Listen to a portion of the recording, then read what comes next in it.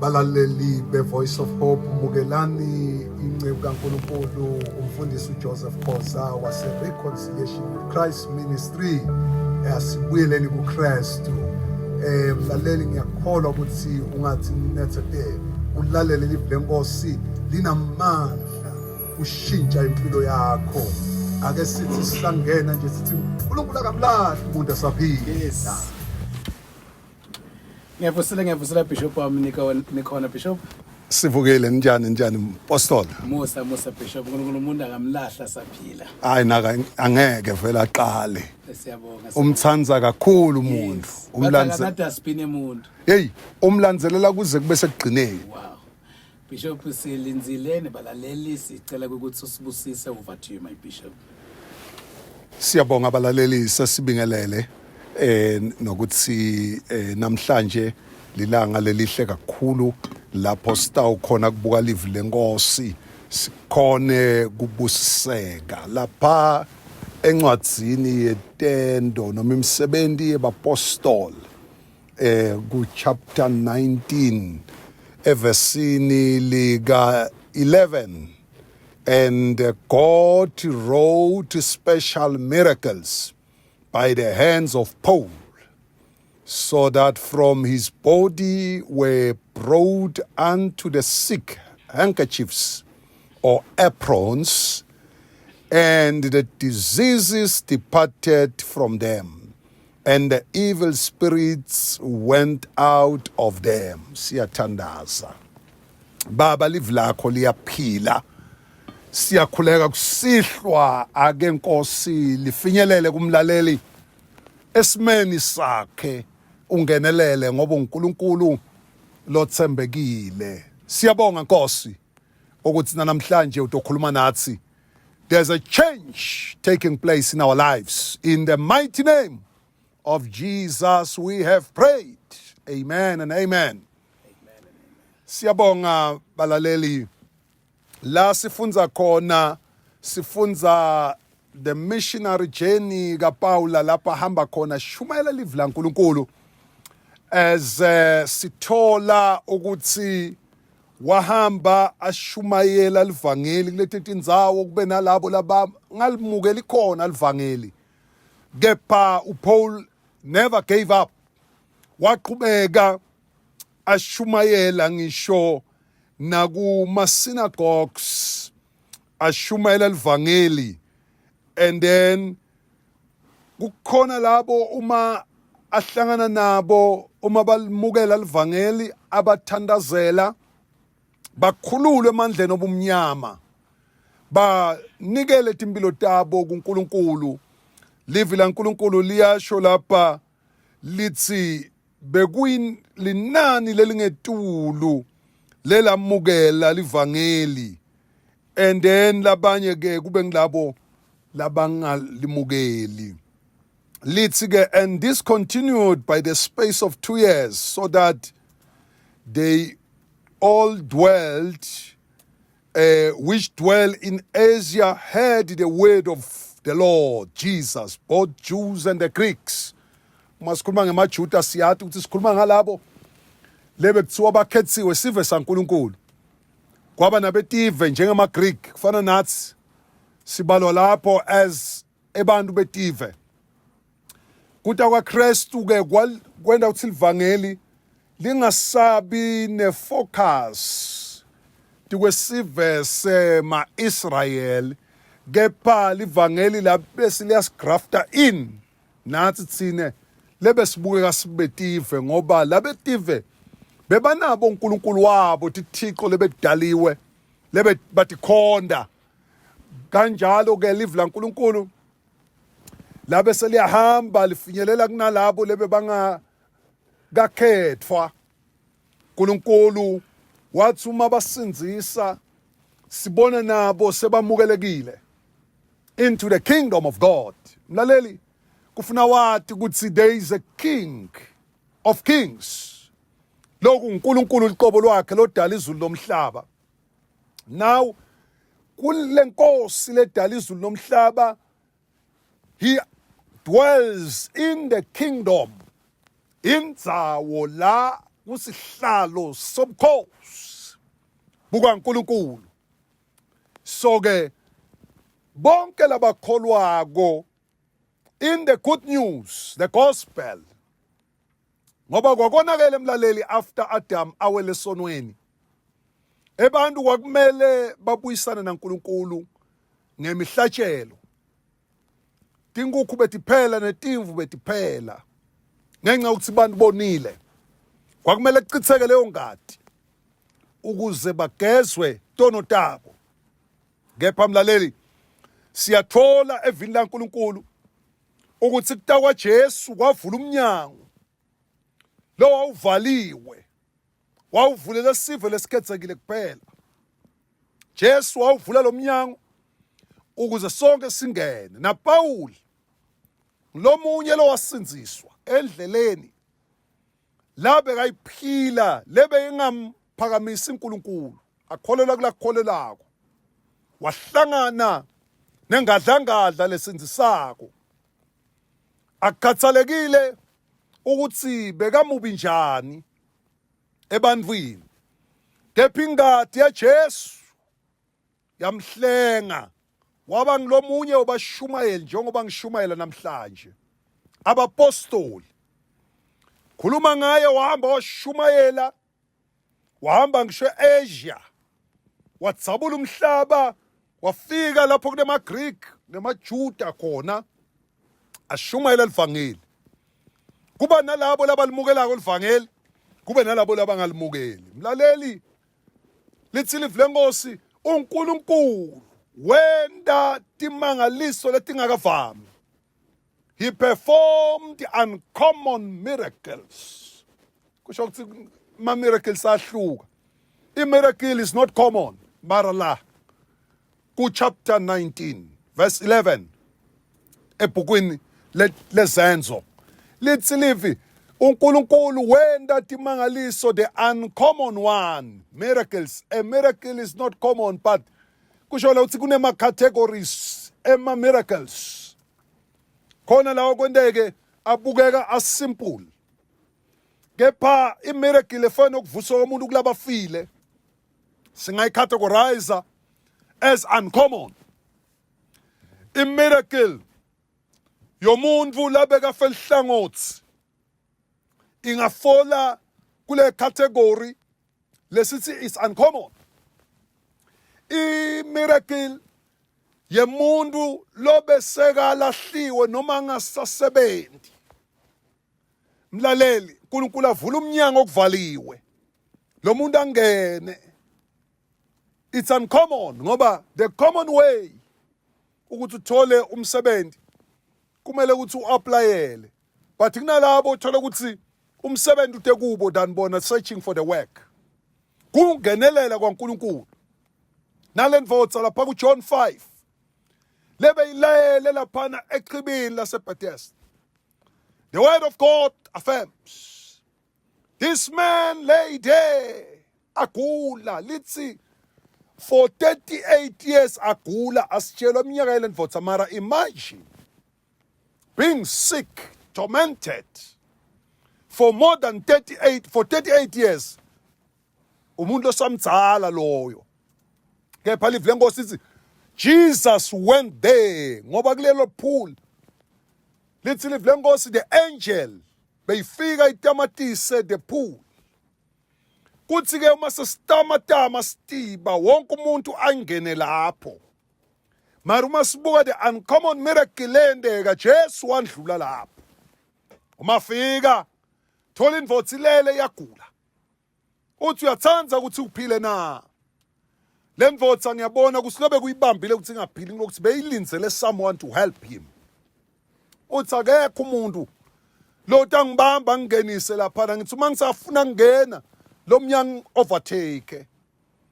Kepha uthi Jesu, take up your bed and go. Thabatha uhlaka lakho uhambe. Mlaleli, ukhona lo lele endlini akakhona ukuvuka kanyakati.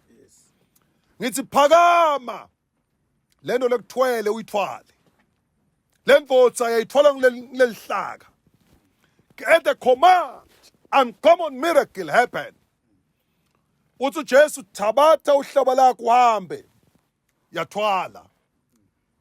Mlaleli, sikhuluma nge-uncommon miracle namhlanje.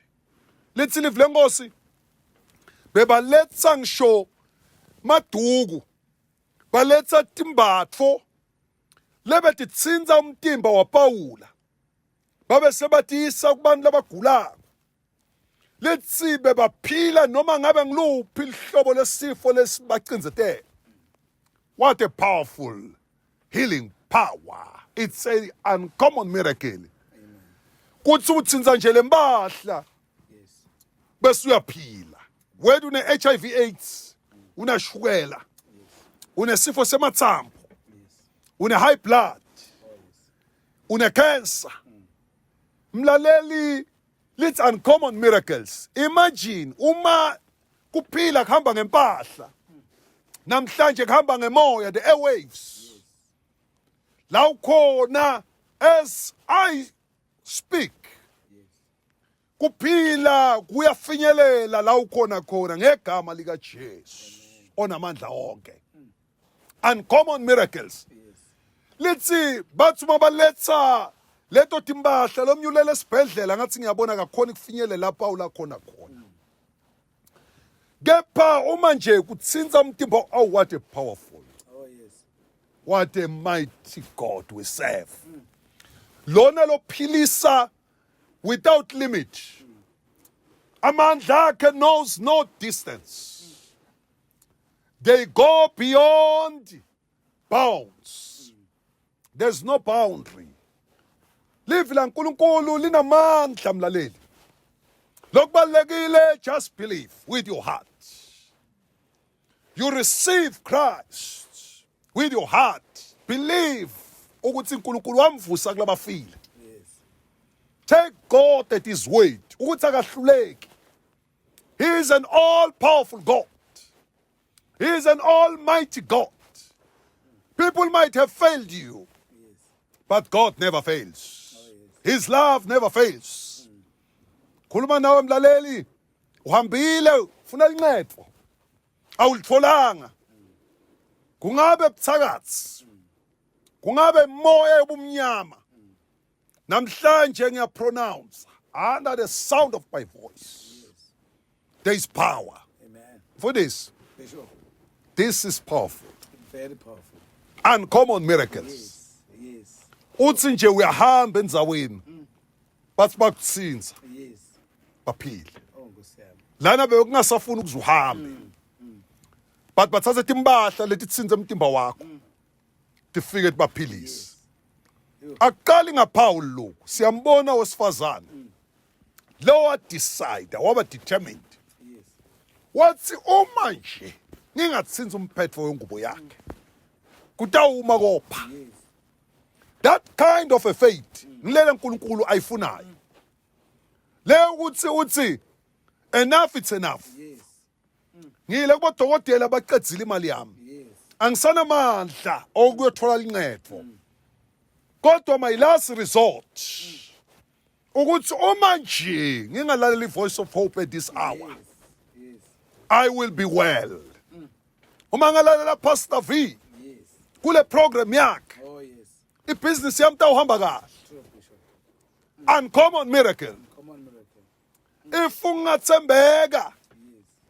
ngisupport ivoice of hope financially, that thing that is not in order will come into order.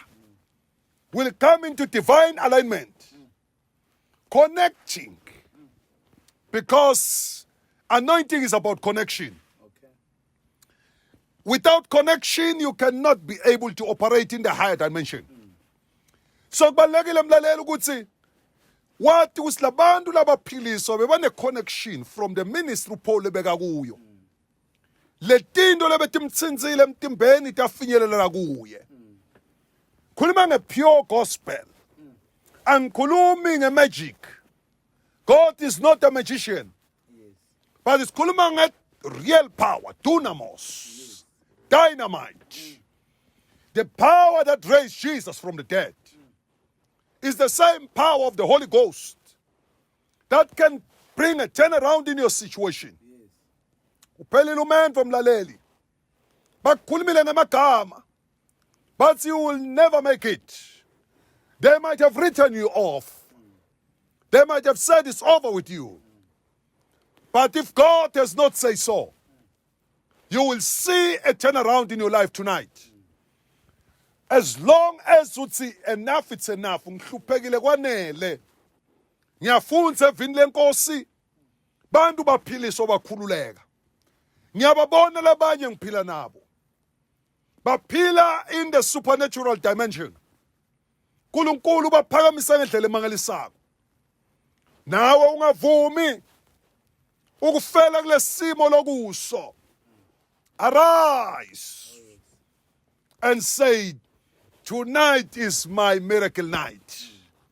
I am expectant like a pregnant woman. Lolinzele something from within. Uconceive a seed. Bambona ngendlela agqoka ngayo. Uyachinja dressing coat. Ngoba kunento la ibambile ngaphakathi. Umuntu lone faith. Umbona ngendlela ahamba ngayo. Akatiyekela bemanikiniki. Uvuka geze. Mabambuta ukuthi kwenta njani? Athi into zami zibuyile. Because there's a drive within. Ifaith imlaleli is like a seed that spring out ezwini likaNkulunkulu. Uma ukhuluma livula laNkulunkulu ligcwaliseke empilweni yakho, uyobona simanga. Namhlanje ngifuna ukusho ukuthi asekhona ama-uncommon miracles. I've seen one time. Ngihlaselwa. Sibuye emvuselelweni. People came. Babuya kuyokhuthuza somewhere. Beta netiphamu. Badubula imoto lesihamba ngayo. Inhlavu yashaya iglass yawa phansi. Uncommon miracle. If it were the plan of the devil, I wouldn't be alive today. God Nkulunkulu had a bigger plan because I'm not done with my assignment. Yes. I'm going to live and not die. But declare the great works of the living God. Yes. Come on, Bishop. Uncommon miracle. Oh, yes. Bafile labanye bahlaselwa nje at a face value. I ask myself, how did this happen? The motor is not bulletproof. Yes. But the bullet could not come. Hlala ngifunza livi lithi, no weapon formed against you shall prosper. Come on, Bishop. It never made sense before uma ngisalifunza. But after this trial, I understand it differently. Ukuthi akukho sikali lesendelo wena lesiyophumela. Even real weapon, not just ama weapons. Engqondo la imaginative. Mlaleli, what do we mean uncommon miracles?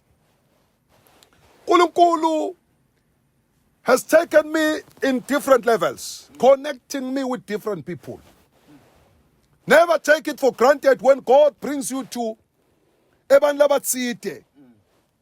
Because labantu baletsile kuze bakuthathe from one level to the next level.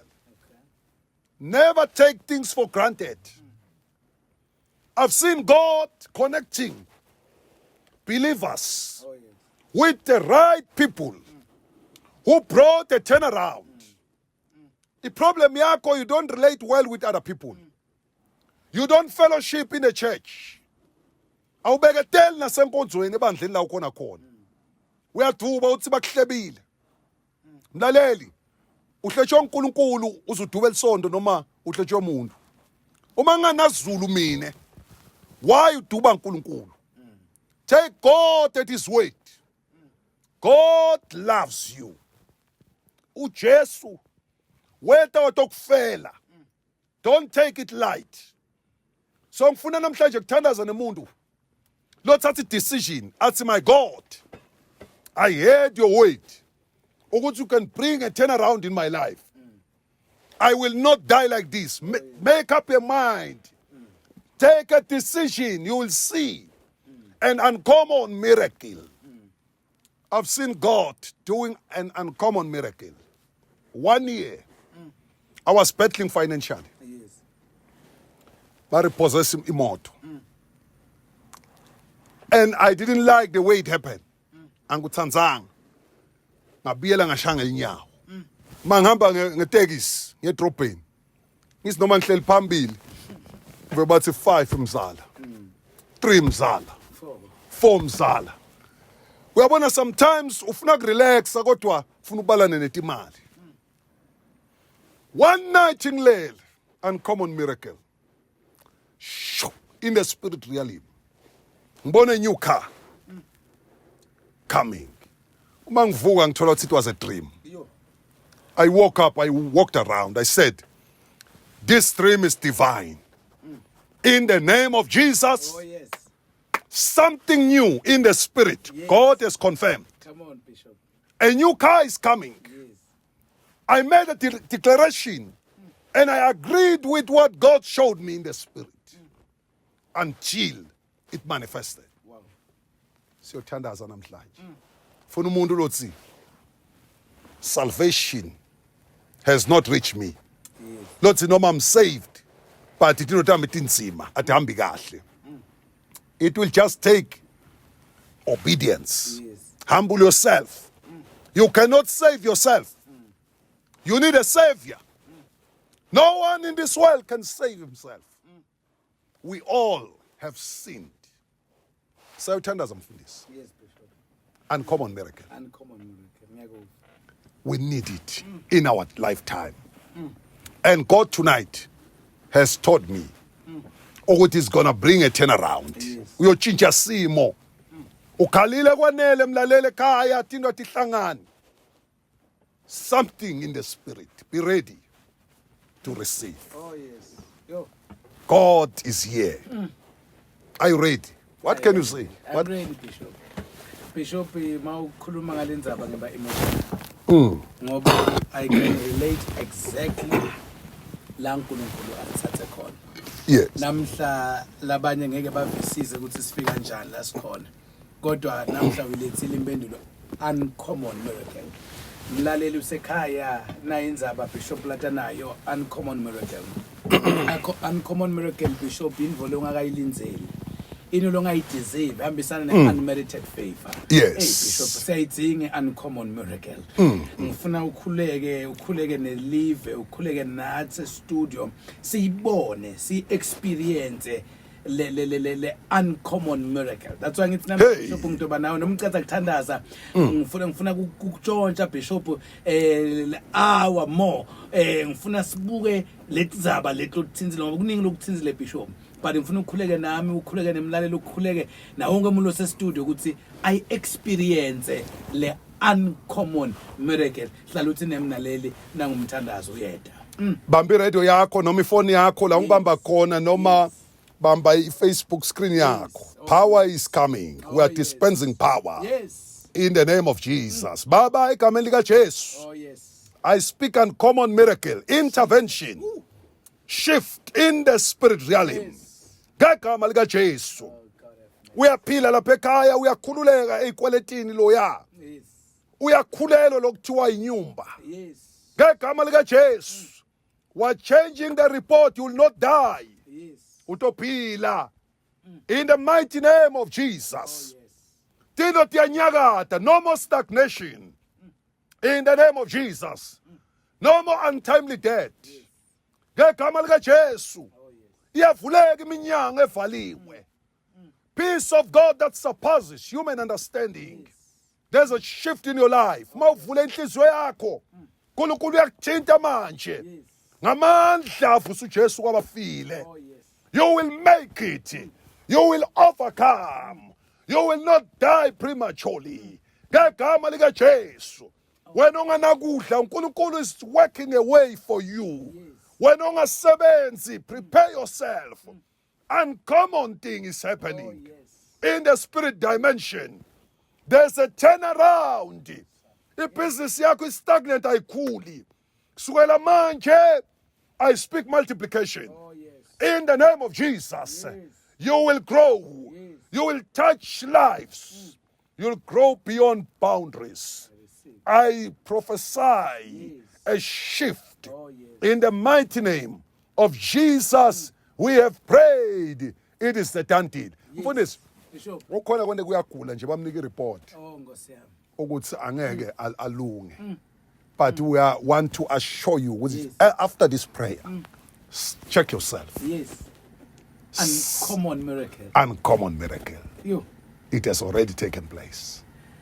Bishop mina nguvile mlaleli ukuvile ekhaya mlaleli hlala ubusiseke uncommon miracle uNkulunkulu akubusise amen. Hallelujah.